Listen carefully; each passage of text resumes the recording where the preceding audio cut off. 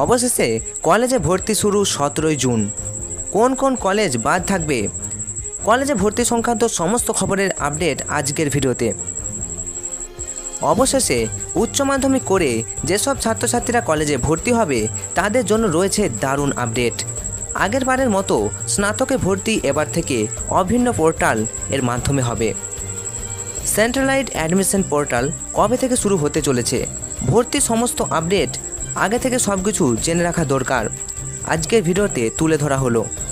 এক নজরে আমরা দেখে নেব কোন কোন কলেজ এই সুযোগের বাইরে থাকবে, ভর্তি প্রক্রিয়া কিভাবে সম্পন্ন হবে, পাশাপাশি নতুন নিয়মে কি কি সুবিধা থাকছে। উচ্চ মাধ্যমিকের ফল প্রকাশের প্রায় 40 দিন পর কলেজে ভর্তির পোর্টাল খোলার দিন ঘোষণা করল রাজ্য সরকার। আগামী 17 জুন থেকে রাজ্যের স্নাতক এর স্তরে ভর্তির জন্য সরকারি পোর্টাল খুলে দেওয়া হবে।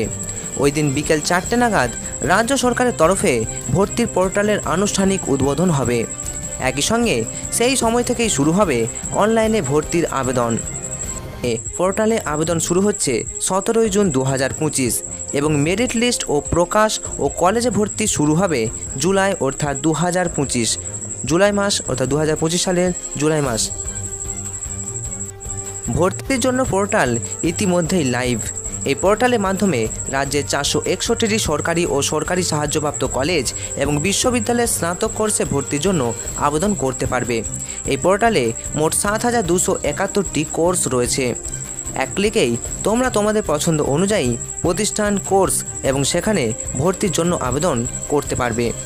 তো কোন কোন কলেজ এই সুযোগের বাইরে থাকবে?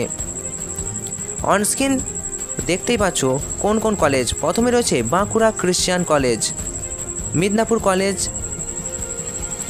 মিল Al Ameen college for girls, এছাড়াও পাঁশকুড়া বনমালী কলেজ।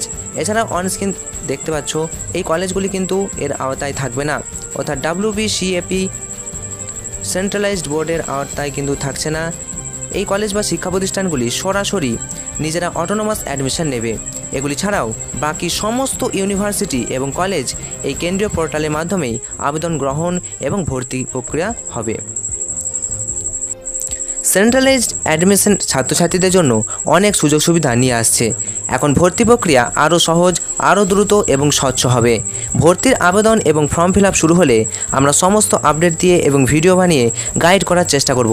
এর জন্য চ্যানেলে নতুন হলে চ্যানেলটি সাবস্ক্রাইব করে পাশে থাকা নোটিফিকেশান অল সিলেক্ট করে রাখতে পারো।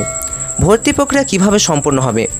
আগে কলেজে ভর্তি হতে গেলে সংশ্লিষ্ট কোনো বিশ্ববিদ্যালয়ের অধীনে থাকা পছন্দমতো কলেজগুলির ওয়েবসাইটে প্রতিটিতে আলাদা আলাদাভাবে আবেদন করতে হতো। কিন্তু নতুন নিয়ম অনুযায়ী কলেজের স্নাতক স্তরে ভর্তির ক্ষেত্রে এখন থেকে নির্দিষ্ট একটি ওয়েবসাইটেই এবার থেকে ভর্তির জন্য পড়ুয়ারা আবেদন করতে পারবে। পরবর্তীতে মেধা তালিকা প্রকাশিত হলে পড়ুয়ারা পছন্দমতো কলেজে ভর্তির সুযোগ পাবে। সর্বশেষ পর্যায়ে কাউন্সিলের মাধ্যমে এই নির্দিষ্ট কলেজে ভর্তি হতে পারবে শিক্ষার্থীরা। নতুন নিয়মে কী কী সুযোগ সুবিধা রয়েছে? নতুন পদ্ধতিতে একটি মাত্র পোর্টালের মাধ্যমে ভর্তির জন্য আবেদন করায় ভর্তি প্রক্রিয়া খুব দ্রুত সম্পন্ন হবে।